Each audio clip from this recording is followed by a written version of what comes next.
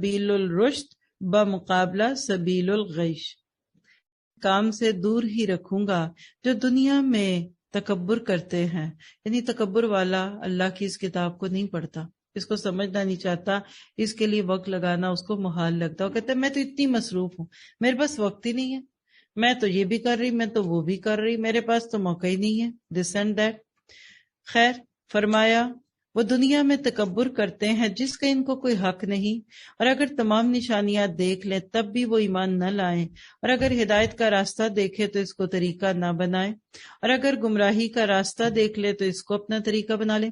یہ اس سبب سے ہے کہ انہوں نے ہماری غافل ہی رہے، اور یہ لوگ ہیں جنہوں نے ہماری آیات کو اور قیامت کو کے پیش آنے کو جھٹلایا، ان کے سب کام غارت گئے، ان کو وہی سزا دی جائے گی جو کچھ یہ کرتے تھے۔ یہ ہے جی وہ سبیل الرشد اور سبیل الغی۔ یہ ہر سال ہم آپ کو ایک نقشہ بھی دکھا کر کوشش کرتے ہیں کہ بتایا جائے کہ کتنا آسان ہے ہدایت پہ جاتے جاتے گمراہ ہو جانا اور جاتے ہدایت پہ آ جانا۔ آپ اور میں اس وقت اللہ کا یہ کلام سن رہے ہیں، اور ہماری دوستیں اگر نہیں سنتی اور وہ اس وقت کہیں بازاروں کے دھکے کھا رہی ہیں یا وہ اپنا وقت ضائع کر رہی ہیں، پھر بھی آپ ان کی ہدایت سے مایوس نہیں ہوں گے۔ کیوں مایوس نہیں ہوں گے؟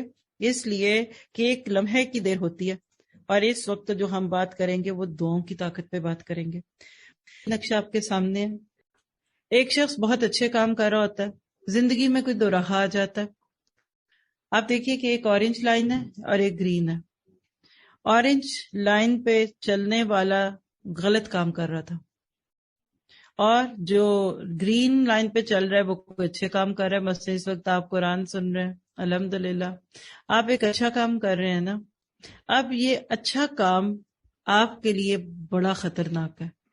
اگر ایک لمحے کے لیے آپ کی توجہ یہاں بیٹھے ہوئے ادھر سے ادھر ہوئی، میں میسج چیک کر لوں، میں ذرا یہ دیکھ لوں، پتہ ہی نہیں چلے گا، اور 8-10 آیتیں گزر چکی ہوں گی، اور آج آئے نا کل نہیں آئیں گے، نہیں آج میری طبیعت ٹھیک نہیں، اچھا میں گھر سے سن لوں گی۔ یہ آپ جو دیکھ رہے ہیں نا دو راہا، اس چلا، اب جب وہ چلتا گیا نا تو اس کو کدھر جانا تھا؟ راؤنڈ اباؤٹ سے نیچے گرین لائن پہ، لیکن اس کو پتہ ہی نہیں چلا، اور یہ دیکھیے کہ وہ یلو لائن پہ چلا گیا۔ اور اگر اس کو کوئی ناسخ کلک کرتے جائیے، اگر کوئی ناسخ اس کو نہ ملا نا تو اب وہ دیکھیے وہ یلو لائن کے اینڈ پہ جہنم میں پہنچ جائے گا۔ یعنی سبیل الجنہ پہ چلنا شروع ہوا تھا، کیئر لیس ہو گیا، کوئی مجبوری کا نام، کوئی مشکل کا نام، کوئی اچھی کوئی بری، اور چھوڑ دیا وہ راستہ، تو اینڈ پہ سبیل الغی پہ آ گیا۔ یہ انتقام ہے۔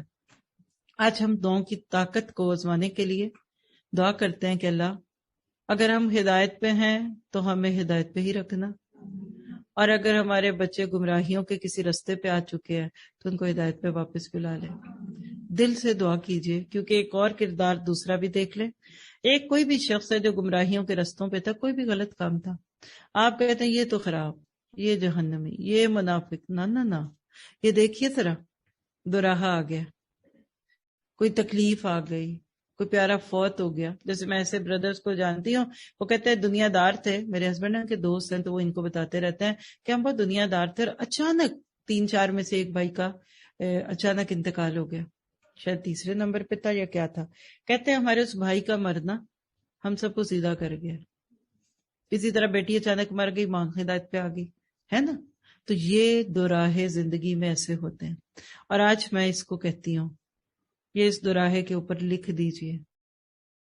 لوگوں کی دعاؤں کی طاقت سے کبھی کبھی گمراہیوں پہ چلنے والے ہدایت کے راستے پہ چلنے لگتے ہیں۔ اللہ سبحانہ تعالیٰ کس طریقے سے دعاؤں سے دل موڑ دیتا ہے۔